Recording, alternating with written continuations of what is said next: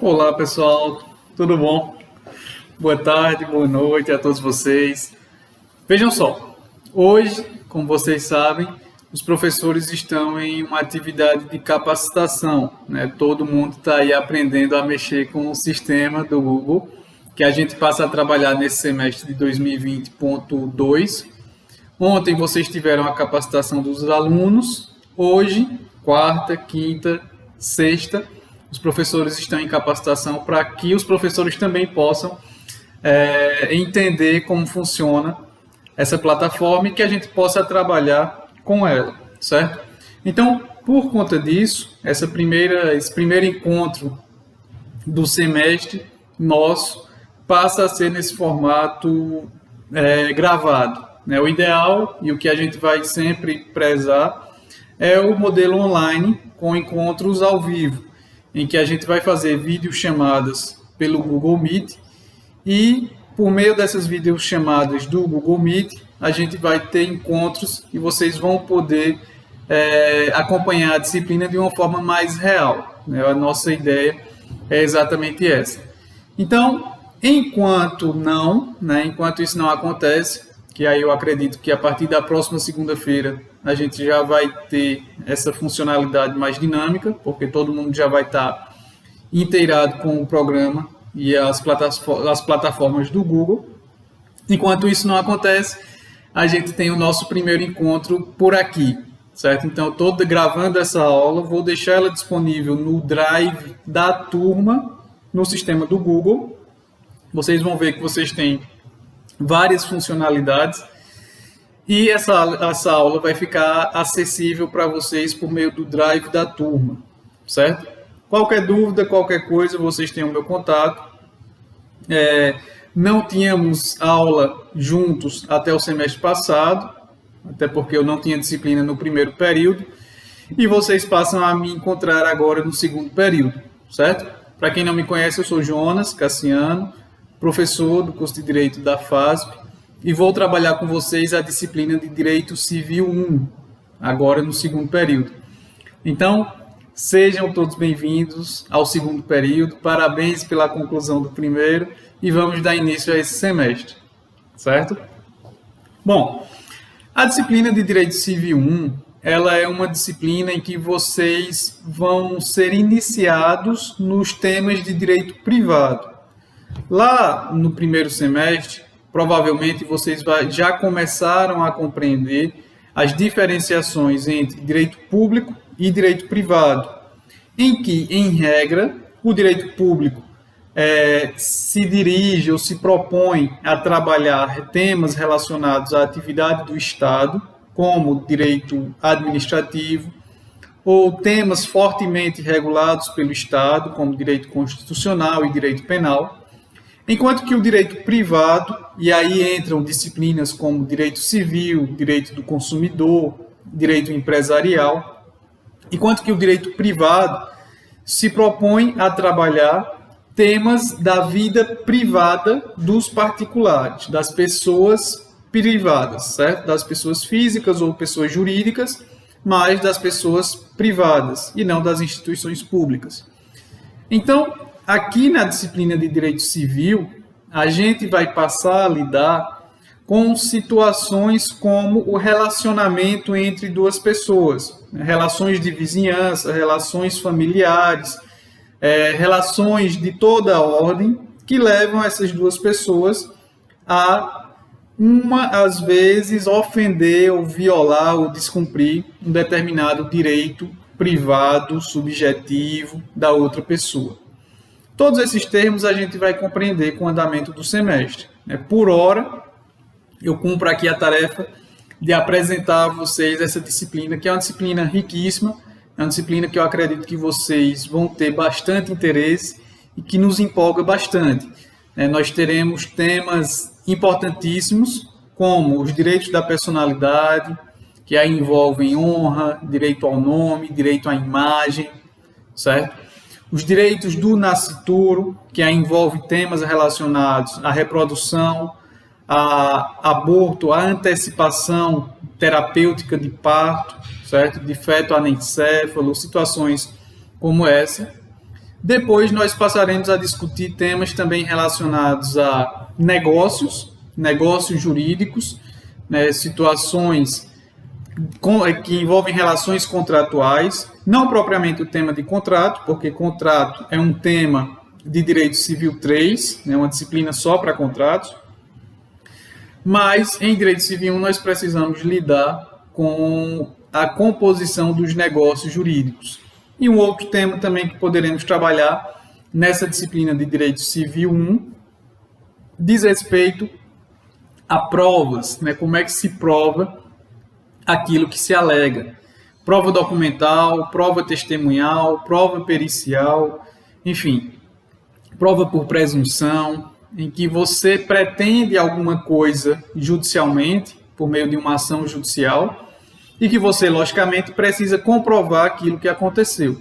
Então, imagine uma situação em que você ingressa com uma ação para pedir uma indenização por um prejuízo financeiro sofrido. Alguém deteriorou o seu veículo, o seu carro, ou um bem que compõe o seu patrimônio, e você precisa pedir uma reparação por esse prejuízo que você sofreu, por esse dano material, financeiro que você sofreu. Para isso, logicamente, você precisa comprovar aquele dano, aquele prejuízo. E aí, uma prova disso seria, por exemplo, um filme, um vídeo, em que você consegue demonstrar que aquele prejuízo que aconteceu ali é consequência necessariamente da ação de uma outra pessoa. Foi ela que, por exemplo, jogou uma pedra e amassou o carro. Uma situação como essa causa um dano patrimonial. E aí, quando você ingressa com a ação judicial para pedir uma indenização ou pedir a reparação por esse prejuízo, logicamente que você precisa comprovar que foi aquela pessoa que fez isso. Ou então você não vai ter a sua demanda julgada procedente. Certo? Então, aqui a gente começa a verificar alguns temas que a gente vai trabalhando, vai trabalhar no andamento dessa disciplina. Um tema relevantíssimo, que a gente vai passar por ele também, diz respeito ao dano moral. Acabei de falar de dano material, de dano patrimonial, e um outro tema também relevantíssimo é o do dano moral. E aqui, logicamente que mais para frente a gente vai tratar mais detalhadamente desses assuntos, mas aqui a gente tem que fazer uma separação imediata. Primeiro, quando o prejuízo é financeiro, patrimonial, e eu posso quantificar, eu posso definir em patrimônio quanto foi esse prejuízo, então eu posso dizer que estou diante de um dano patrimonial, um dano material, porque eu posso quantificar. Por exemplo, eu tenho aqui esse celular, certo? Se alguém quebra, deteriora, torna inútil esse celular, por alguma razão, naturalmente, eu posso quantificar isso e dizer, olha, o prejuízo foi de tantos reais, porque o celular tem o valor de mercado de tantos reais. Então, aí a gente está diante de um dano material. É um dano que pode ser quantificado financeiramente.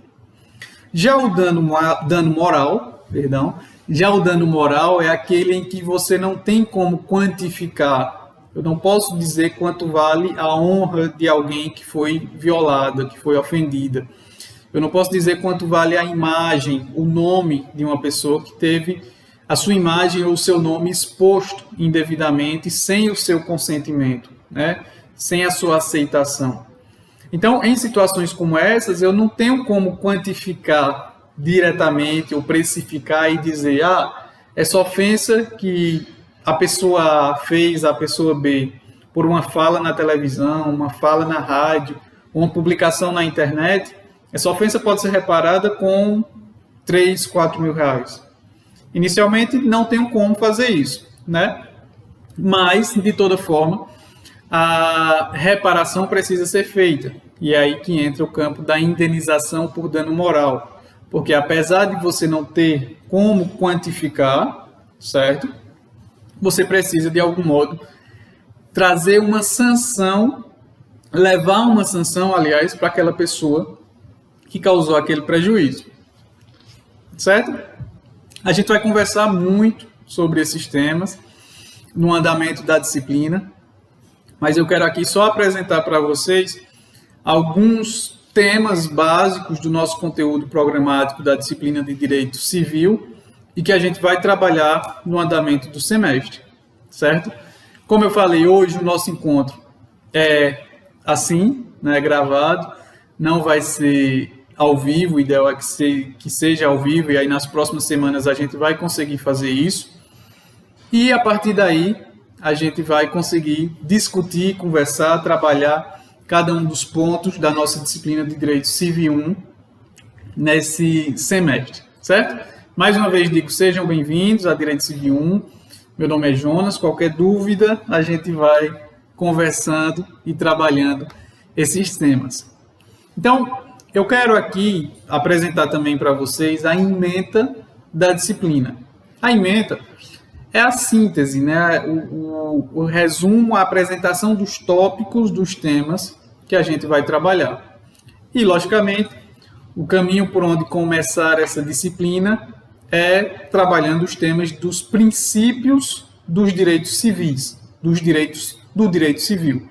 Então, princípios, nessa perspectiva que a gente passa a trabalhar, são vetores, né? Não sei se vocês lembram de física ainda, mas são vetores, são apontamentos, são flechas apontando uma direção. Então, quando eu digo, por exemplo, que se deve respeitar o princípio da dignidade da pessoa humana, talvez não se tenha uma definição, um conceito preciso do que significa dignidade da pessoa humana. Mas nós temos um apontamento no sentido de uma direção de que se deve respeitar a esta condição de pessoa para que ela, portanto, tenha a sua integridade física e moral respeitada. E aí, ao dizer, por exemplo, que aquela pessoa tem direito à honra, tem direito à imagem, tem direito à privacidade, tem direito ao nome, tem direito à vida, todo esse arcabouço de direitos estão ali exatamente para assegurar a sua dignidade. Então, princípios nessa perspectiva são temas basilares de direito, e aí cada disciplina vai ter a sua base principiológica, como tem o direito civil. No campo do direito penal, vocês também vão trabalhar com os princípios, e eles vão trazer para a gente um apontamento inicial, uma diretriz, certo? Uma direção, como, por exemplo, princípio da dignidade da pessoa humana, princípio da liberdade, certo? Princípios da boa-fé, e aí os temas relacionados à boa-fé, que a gente também vai trabalhar. E aí, um ponto importantíssimo diz respeito à compreensão de cada um desses princípios, para que a gente possa, em seguida, identificar situações em que estes princípios estão em conflito, estão em choque. Porque, veja, é muito natural, por exemplo, o conflito de princípios ou conflito normativo que existe, e aí talvez seja um dos mais comuns, entre dignidade da pessoa humana e liberdade de expressão. Quando, por exemplo, uma pessoa vai a um meio de comunicação fazer uma fala que, de algum modo, atinge a conduta de outra pessoa, isso geralmente relacionado a pessoas públicas, aqui entre aspas, depois a gente vai conversar sobre isso.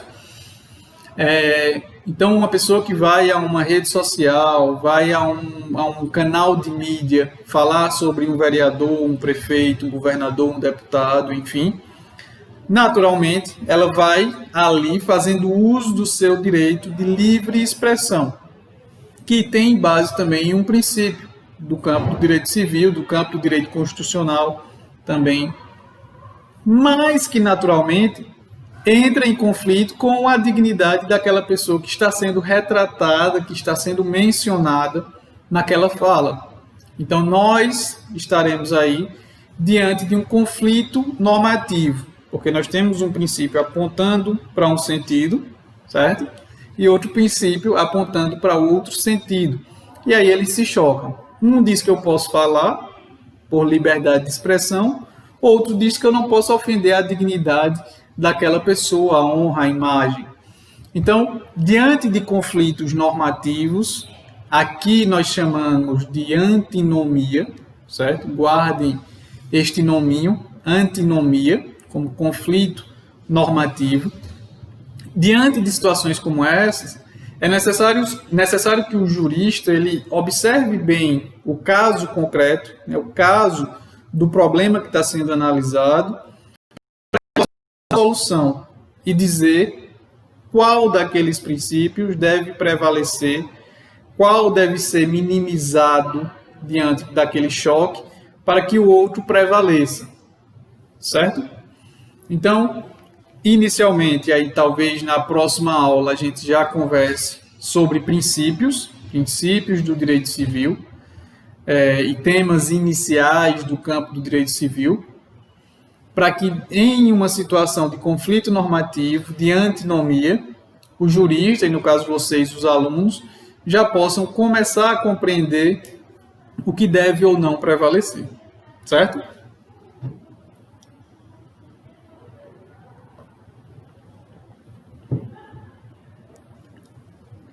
Logo em seguida, nas aulas seguintes, a gente passa a trabalhar a lei de introdução às normas do direito brasileiro, a LINDB, Lei de Introdução às Normas do Direito Brasileiro, que antigamente chamava-se de Lei de Introdução ao Código Civil. Porque ela vai trazer nesta lei temas iniciais, temas basilares que são necessários e que o aluno precisa entender para que ele possa entrar no Código Civil propriamente dito. Porque a lei de introdução vai trazer para a gente, discussões a respeito da lei no tempo, situações como vacância, a lei foi aprovada, foi publicada, quando inicia a sua vigência, certo? A partir de que momento aquela lei tem realmente força de lei e deve ser aplicada. Se aquela lei foi alterada, a partir de quando aquela alteração passa a vigorar. Então, são situações diversas que a lei de introdução às normas do direito brasileiro vai regular e vai dizer para a gente o seu funcionamento, certo? Então, princípios como tema inicial, é com esse tema que a gente abre a disciplina de direito civil. Logo em seguida, lei de introdução às normas do direito brasileiro, em que aí a gente vai trabalhar tanto a situação da lei no tempo, como a situação de lacunas, né, faltas na legislação, em que você tem um problema da vida real prático acontecendo, e aí quando você vai na lei buscar uma solução, a lei não diz qual é a solução. Então, como o juiz vai se posicionar diante de uma lacuna, de uma falta, de uma ausência legislativa? O legislador não trabalhou nesse ponto ainda, ou não apresentou ainda uma legislação que dê uma solução direta para isso. Então, o juiz pode se valer de situações como analogia, né, quando ele vai buscar em um caso semelhante uma solução para aquele caso novo, que é diferente, mas que em algum ponto ele se assemelha com algo que já foi julgado, e aí ele pode fazer isso. Buscar soluções em princípios gerais de direito, em costumes da sociedade. Enfim, o que o juiz não pode fazer é não dar uma solução. Ele precisa apresentar uma solução ao problema concreto, e esta solução, evidentemente, passa pelas diretrizes colocadas pela Lei de Introdução às Normas do Direito Brasileiro. E ainda dentro desta mesma lei, Lei de Introdução às Normas do Direito Brasileiro, caso vocês queiram, já podem ir pesquisando sobre ela. Ainda dentro dessa mesma lei, nós vamos também conversar sobre institutos jurídicos como direito adquirido, coisa julgada. E aí, direito adquirido está relacionado à manutenção de um direito que você adquire em meio a determinadas circunstâncias jurídicas, certo? Coisa julgada ao engessamento daquele direito diante de uma sentença judicial transitada em julgado. Ok? Então, nesses pontos, nós teremos ainda um terceiro instituto relacionado a essa mesma matéria, e esses pontos estão relacionados à segurança jurídica que o cidadão precisa ter para que aquele direito, para que aquela situação, aquele ato jurídico perfeito, aquele comportamento que ele praticou, seja mantido, mesmo se vier uma lei futura alterando as circunstâncias daquilo.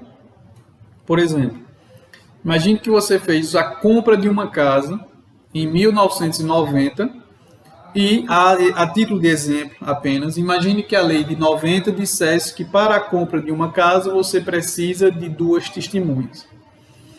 Imagine que uma lei posterior de 2020 altere essa redação e diga: agora para a compra de uma casa você precisa de 3 testemunhas e o material, o fotogeográfico, né, o mapeamento da área.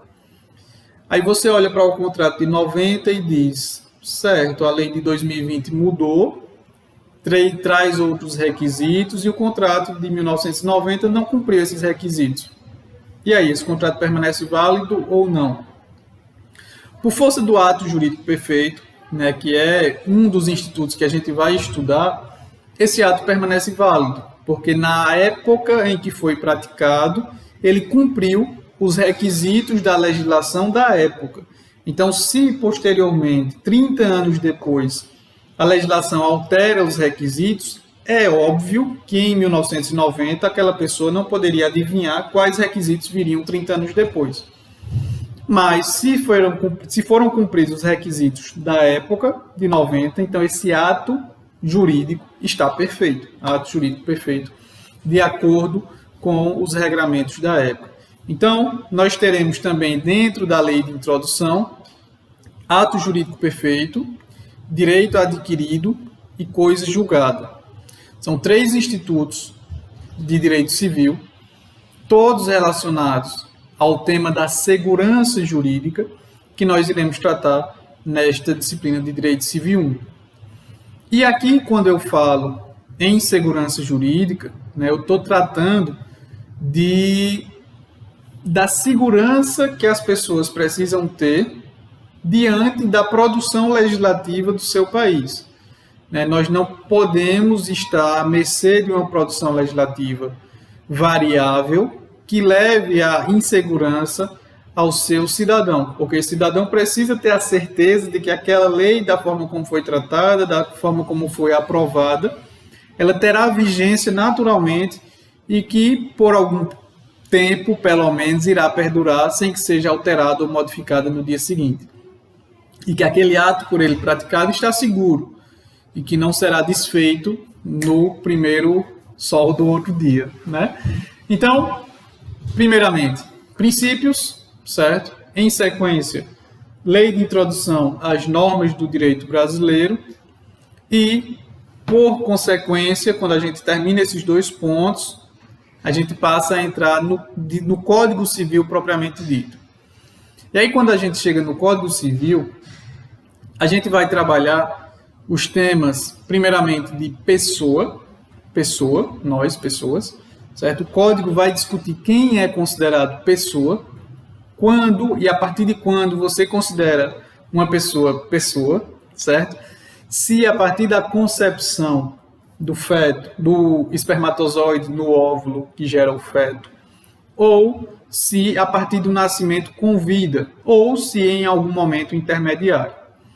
Ok? Então, o tema pessoa é importantíssimo para o direito civil, porque a partir da concepção, a partir da constatação de que há ali uma pessoa, que a gente passa a atribuir direitos a ela, né? Direitos da personalidade, direitos subjetivos, direitos constitucionais e garantias constitucionais.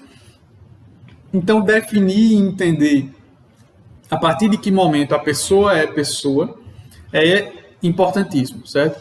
E em relação à pessoa, é importante que vocês comecem a se habituar com alguns termos, como pessoa humana. Pode parecer uma redundância, pode parecer uma repetição. Por que dizer pessoa humana se toda pessoa é humana? Porque existem outras modalidades de pessoa, como, por exemplo, a pessoa jurídica, certo? Uma empresa, um partido político, uma igreja, são organizados na forma de pessoa jurídica.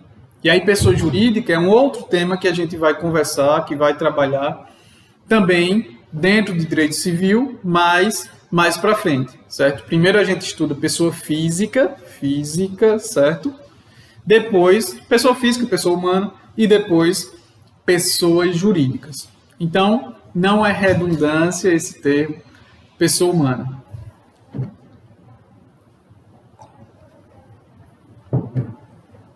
E, naturalmente, se a gente discute qual é o momento em que a pessoa se torna pessoa, qual o momento do nascimento, qual o momento da concepção, é natural que a gente discuta também qual o momento em que aquela pessoa deixa de ser considerada pessoa. E aí, qual o momento da morte, da extinção da personalidade daquela pessoa. Dentro desse tema, nós também trabalharemos temas relacionados à morte cerebral, certo? Hoje é o que se presume, o que se consolidou dizer que é o momento da morte, que é o da morte cerebral.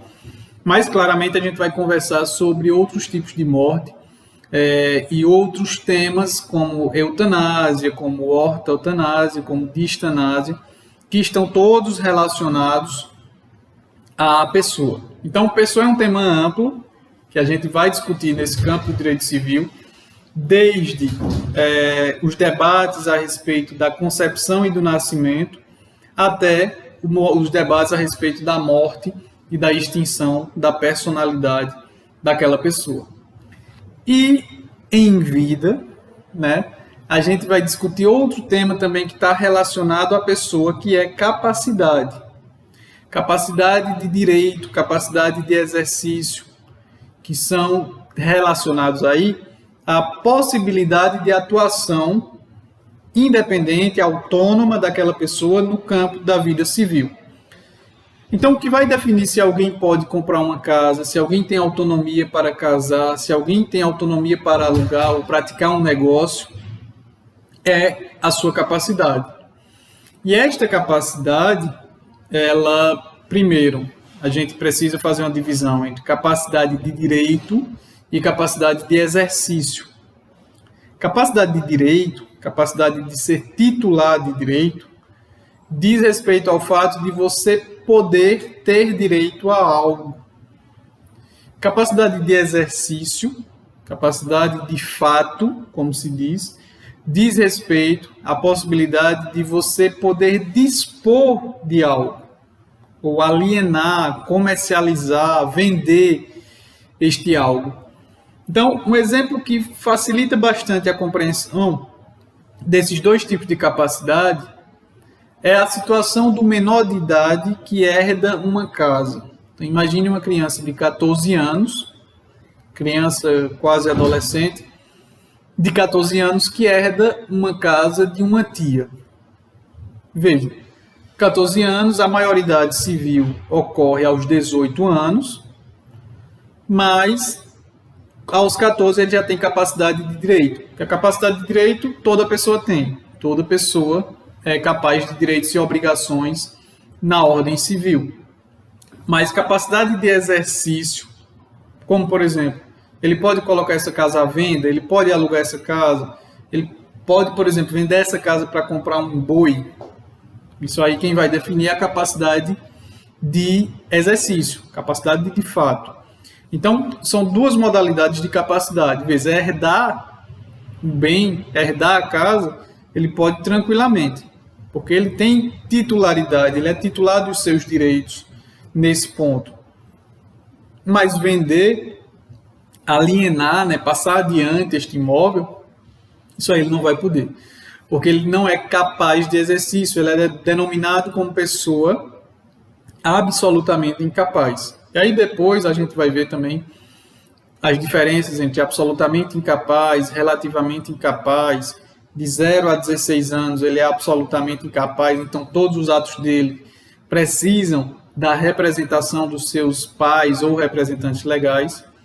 enquanto que 16 a 18 ele é relativamente incapaz. Então ele vai ser assistido, assessorado e não representado. Daqui a pouco, mais para frente, nas próximas aulas, a gente vai entendendo essas diferenças, certo? Então, capacidade de direito diz respeito a ser titular de direito, capacidade de exercício a ser, de fato, o responsável pela prática daqueles atos. Vejam só, entendemos, por enquanto, a sequência do nosso conteúdo.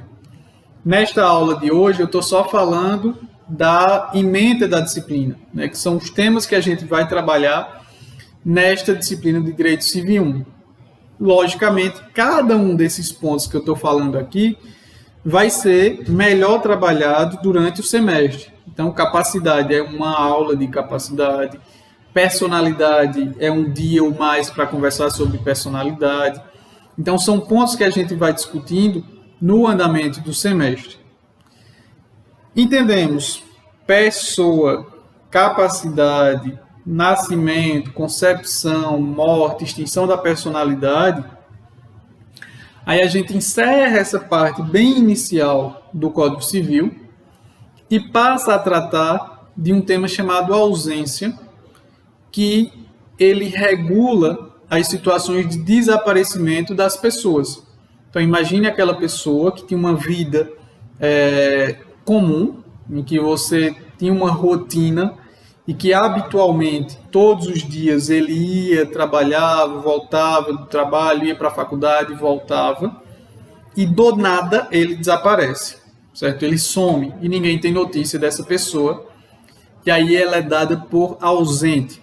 Então, o Instituto da Ausência é outro que a gente vai conversar nessa disciplina de Direito Civil 1 e que retrata a situação de uma pessoa que desapareceu sem deixar nenhum tipo de paradeiro e como fica a regulação da sua vida quando ela está desaparecida. Se ela deixou bens, se ela deixou uma empresa, se ela deixou, sei lá, um supermercado, quem vai cuidar, como é que vai ser, os lucros desse supermercado vão para quem, quando ela volta, o que é que ela recebe, se ela volta, se ela não volta, se ela morreu, se não se deu notícia sobre ela, se não se sabe se ela morreu, se não morreu.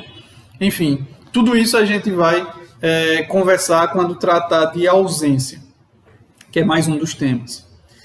Encerrado o tema da ausência, a gente entra em um outro tema, que é personalidade jurídica, que aí a gente vai conversar sobre pessoas jurídicas. Veja, no comecinho do semestre, Direito Civil 1, a gente começa conversando primeiro sobre pessoa física, pessoa humana, pessoa no sentido normal, conhecido, para depois tratar sobre pessoas jurídicas e esta chamada ficção jurídica, esta criação do direito, que são as pessoas que na vida real, na prática, não são a pessoa, mas a quem se dá as prerrogativas de ser uma pessoa. Então entram aí as sociedades empresariais, as associações, as empresas, as fundações, os partidos políticos, as igrejas, certo? São todos organizados na forma de pessoa jurídica. E, em sequência, nós passamos a tratar do tema bens e domicílio. Domicílio primeiro, depois bens. Domicílio, como sendo um outro instituto de direito civil, que retrata o local de habitação daquela pessoa intencionalmente, ou em situações em que o próprio Código diz, independentemente da intenção, o local de habitação, o local onde ela está domiciliada, certo? E aí é um tema que não é difícil, é um tema de fácil compreensão, mas que a gente discute melhor na segunda unidade. Porque aí nós vamos conversar sobre o domicílio da pessoa, onde é que ela é encontrada para efeitos de notificação, de correspondência, certo? De indicação em contratos, tudo isso precisa ser bem definido para que a gente compreenda a diferença também entre residência e domicílio, né? Residência como sendo um local de habitação humana em que você pode habitar, domicílio, por sua vez, como sendo o local de habitação em que você quer estar com intenção definitiva, porque às vezes você tem 2 residências, mas só está domiciliado em uma, né? Você tem uma casa na rua e uma casa no sítio, mas o seu domicílio é na rua, né? No sítio é a residência, você vai às vezes. Então existe essa diferenciação e que a gente vai conversar também sobre ela. Ainda, né, dentro desse mesmo semestre de Direito Civil 1, nós conversaremos sobre o tema bens. Bens são coisas de valor econômico. Um celular, como eu acabei de dar o exemplo, certo? Seria um bem.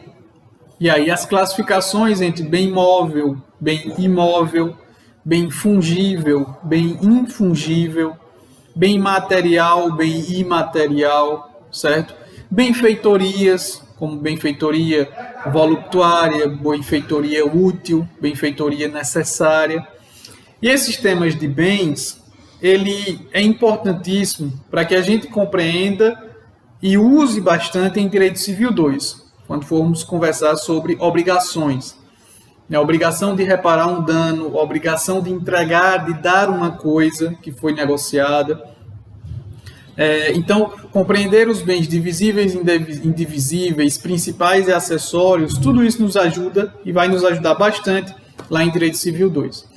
Então, vejam que alguns temas de Direito Civil 1, eles são próprios de Direito Civil 1 e se desenvolvem bem em Direito Civil 1, como direitos da personalidade e negócios jurídicos, que eu vou falar já já, e outros são institutos básicos de direito civil que serão desenvolvidos nos próximos semestres. Bens, por exemplo, entender bens facilita bastante você entender Civil 2 e Civil 6 também, certo? Porque esses temas vão ser discutidos novamente em Direito Civil 2, em Direito Civil 3, em Direito Civil 4 e na sequência dos temas de Direito Civil. Então, disciplina de Direito Civil é uma disciplina importantíssima. Nós temos na faculdade 7 disciplinas de Direito Civil. Então, Civil vai até o 7. E é importante que vocês façam uma boa base de Direito Civil para que vocês compreendam as próximas disciplinas.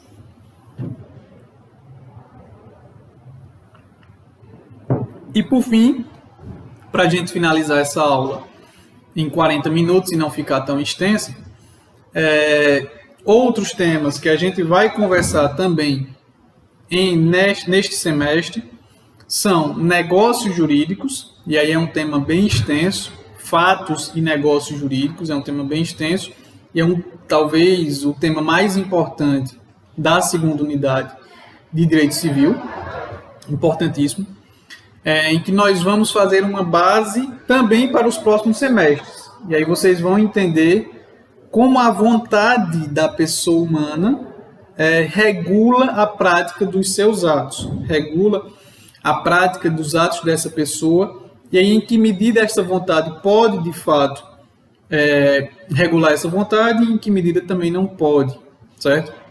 Mais para frente a gente olha isso bem detalhadamente.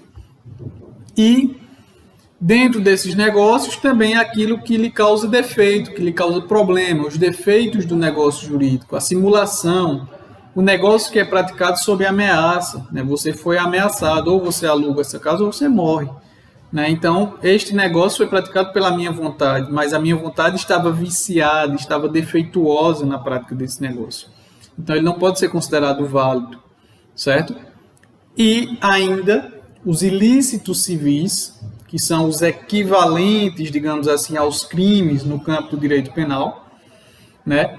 Como você causa um dano a outra pessoa, a outrem, e como este agente que causou o dano a outra pessoa deve reparar, deve indenizar este dano. E ainda, para encerrar o semestre, aí a gente conversa sobre prescrição e decadência e sobre provas dos fatos jurídicos civis. Como eu conversei, é essencial não apenas alegar, contar uma história no processo, mas também comprovar que esse fato realmente existiu. Bom, Por aí vocês podem notar que a ementa conteúdo da disciplina de Direito Civil 1 é extenso, né, é amplo, é bem largo, né, começa lá em princípios, como eu comecei a falar nesta aula, e encerra em provas de decadência, prescrição e decadência e provas do negócio dos atos jurídicos. Então, acompanhe a disciplina, acompanhe o semestre, não deixem o conteúdo acumular, porque se acumular realmente vira uma bola de neve, talvez vocês se percam. Então, acompanhem desde o início, né? Qualquer dúvida, vão interagindo comigo, a gente tem a plataforma do Google que vai nos ajudar bastante. Então, estou à disposição, me coloco à disposição, sejam bem-vindos e a gente está junto iniciando esse semestre de 2020.2, certo?